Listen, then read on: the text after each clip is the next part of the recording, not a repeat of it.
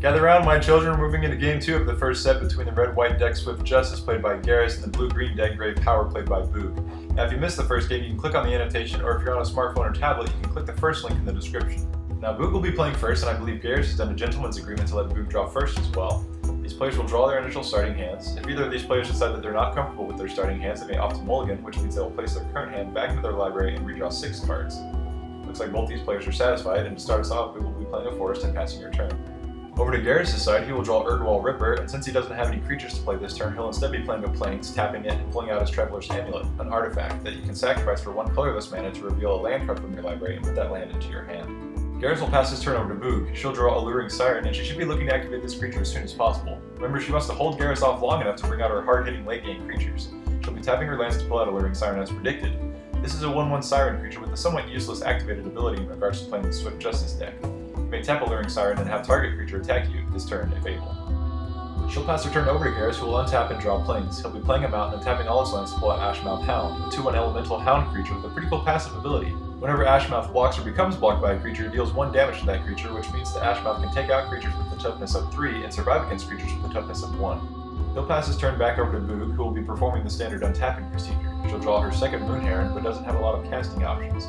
She will play land go, and that will end her turn. Now Garrus needs to start applying pressure to Boog, and with his Ashmouth Hound on the battlefield, that shouldn't be much of a problem. He has drawn and played a mountain. He'll be tapping a Plains and a mountain to pull out Silverchase Fox and go on the offensive with his Ashmouth. Boog has decided to take the 2 damage, dropping her health to 18 rather than blocking with her Siren. Remember, Ashmouth deals 1 damage if blocked by a creature. This 1 damage, in essence, is first strike with faster, which means Boog's Siren will not be able to deal the 1 damage to Garrus' Ashmouth.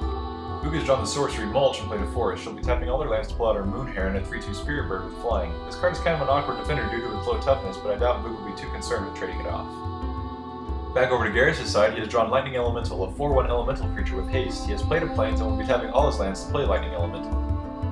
It looks like Garrus will be putting on the pressure with all 3 of his creatures. Boog is blocking the Lightning Elemental with her Siren and blocking the Silverchase with her Heron. Now both the Siren and Elemental have a toughness of 1 and both do at least 1 damage, so both these creatures will be sent to their respective graveyards. Likewise, the Moon Heron and Silverchase both have a toughness of 2 and deal at least 2 damage, but the good news for Garrus is that Ashmouth will be making his way through and dealing 2 damage to Boog, lowering her health to 16. Garrus will end his turn, and Boog needs to start setting up her mid-game. She's about 5 lands in, and I believe that this is around the time her deck, Grey Power, will start picking up steam.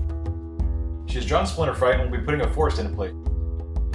She'll tap 4 lands to pull out her second Moon Heron and will pass her turn back over to Garrus. Now Garrus will perform the standard untapping procedures and will be drawing Elite Vanguard. He'll tap 2 mountains and a Plains to pull his Erdwall Ripper, a 2/1 vampire creature with haste. Now this creature might start out as a mere 2/1, but if it can deal combat damage to a player, you may put a +1/+1 counter on the Ripper, which means this creature could snowball into something much greater. He'll also be tapping a Plains to pull out his Elite Vanguard, a 2/1 human creature with no special abilities. And it looks like he'll go on the offensive with his Ripper and Ashmouth, looking to deal 4 damage to Boog.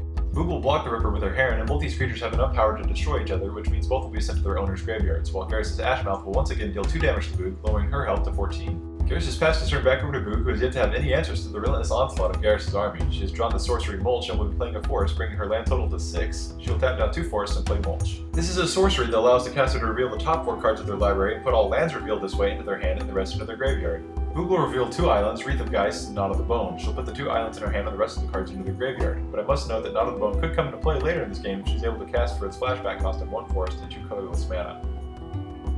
Now Boog has passed her turn back over to Garrus, and he'll probably be looking to cast his Assault Griffin this turn. He has drawn the instant Burning Oil and has decided to skip his pre-combat main phase and attack with his Ashmouth and Vanguard, looking to squeeze in another 4 damage. However, it looks like Boog will be flash casting her Ambush Viper and then assigning it to block the Vanguard. Ambush Viper is a 2/1 snake creature with 2 keyword abilities, the first being Flash, which gives cards the ability to be played as an instant. The second ability is Death Touch, which means any amount of damage this creature deals to another creature is enough to destroy it. And it looks like Garrus will respond to Boog's Viper by casting the instant Burning Oil, which is simply an instant that deals 3 damage to target attacking or blocking creature. This card has a flashback cost of 1 white mana and 3 colorless mana.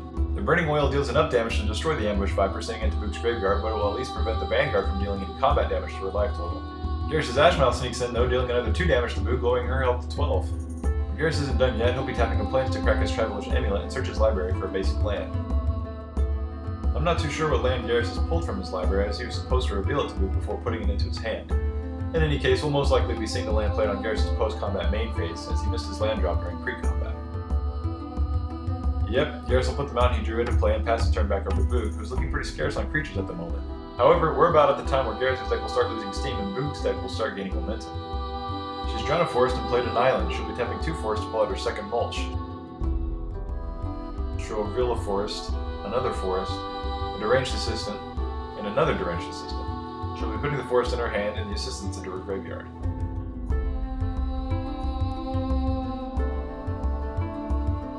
Now it appears that Boog is counting the number of creature cards in her library. I'm pretty sure she is looking to activate her Splinter Fright. This is definitely one of the better cards in her deck and has great synergy with spells like Mulch.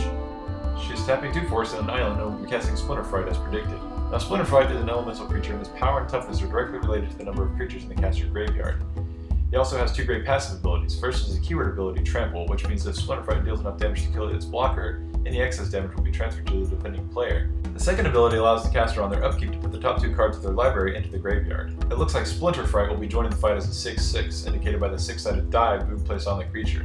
She'll be passing her turn back over to Garrus, who will draw planes, which means he'll be able to pull out his deck's holographic card, Requiem Angel. It looks like he's wasting no time getting his Requiem onto the field. Requiem Angel is a 5/5 angel creature with flying. She also has a passive ability which allows the caster to put a 1/1 white spirit creature token with flying into play when a non-spirit creature they control dies. This gives Garrus even more incentive to throw his creatures at Boog's life total. Even if the creatures are blocked and destroyed, he'll gain a spirit token with flying, and once again he'll go in with his Ashmouth and Vanguard looking to hit Boog with 4 damage. Boog is going to block the Ashmouth with her Splinter Fright, and before any combat damage is dealt, Ashmouth's passive ability will trigger dealing 1 damage to Splinter Fright. However, Splinter Fright will simply overpower Garrus' Ashmouth, sending it to his graveyard. Garrus' Vanguard will deal 2 damage to Boog, taking her life total to 10. Now I believe up until this point, Garrus' Ashmouth is the only creature that has done any combat damage to a player. He has been, in a sense, Garrus' MVP and will literally still live on in spirit, as Garrus will use Requiem Angel's passive ability to put a 1/1 spirit token in place of his Ashmouth. Over on Boog's side, she has forgotten to use her Splinter Fright's passive ability on her upkeep, but she has drawn Brindleboard, which can stall Garrus long enough to pump up her Splinter Fright's power and toughness to deal massive damage to Garrus in the near future. She has tapped 3 forests and will be casting her Brindleboard, which is a 2/2 beast creature with an activated ability. You may sacrifice Brindleboard and gain 4 life. Now Boog isn't going to waste any time as she sends her 6/6 trample straight at Garrus. He apparently feels that he has plenty of life points to spare as he allows Boog's Splinter Fright to deal its full 6 damage, lowering his life total to 14. Boog will end her turn, and I must note that Garrus could get lucky here and top deck either Markov Warlord or Rally the Peasants. These cards would have a strong potential to finish Boog off this turn, but unfortunately it looks like he'll draw planes. He's going to play the planes and tap his land to finally play his Assault Griffin, a 3/2 Griffin creature with flying. Garrus will go on the offensive with his Requiem Angel and Spirit token. Both these creatures have flying and cannot be blocked by any of Boog's creatures, which means they'll be hitting their mark for 6, lowering Boog's life total to a staggering 4.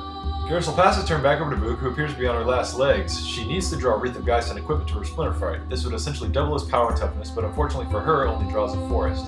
She's going to play an island and attack Garrus with both her Splinter Fright and Brindleboard.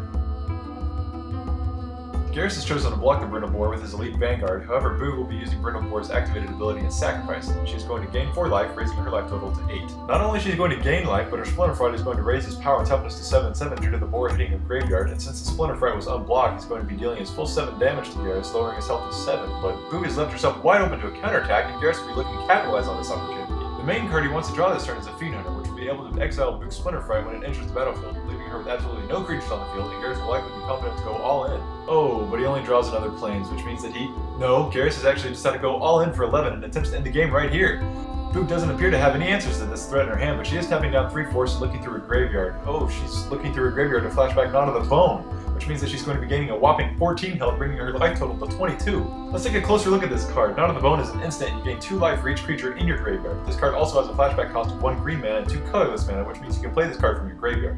This flashback ability is what Boog is utilizing right now. Garrus motions for Boog to take her damage, lowering her life total to 13, but I believe she should actually be at 11. Looks like Garrus has been pondering his next move, but instead of continuing, he'll be conceding the game to Boog because her Splinter Fright will prove lethal next turn. Wow. Now, I could be wrong, but I believe Garrus had a Burning Oil in his graveyard with a flashback ability of its own.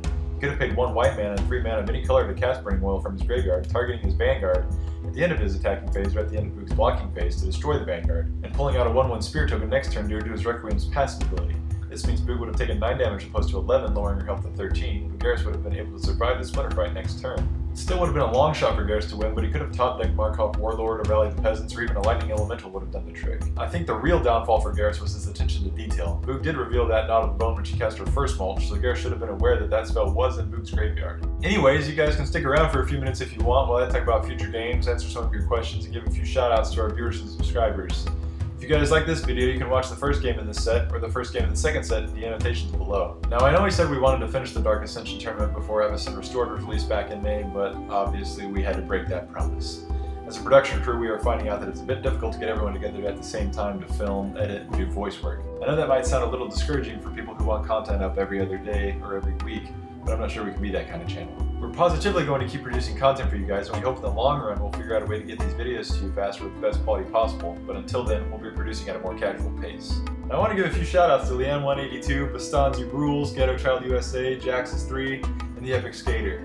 Your comments have been truly inspiring and have really motivated us to keep going and producing these videos. We can only hope to have more viewers like you. We are very excited and pleased with all the subscribers we've gained in the past 7 months and all the awesome comments everyone has been leaving us. Alright, if you guys enjoy playing or watching Magic the Gathering, feel free to visit your local comic book store every Friday for Friday Night Magic. It's a great way to start off the weekend.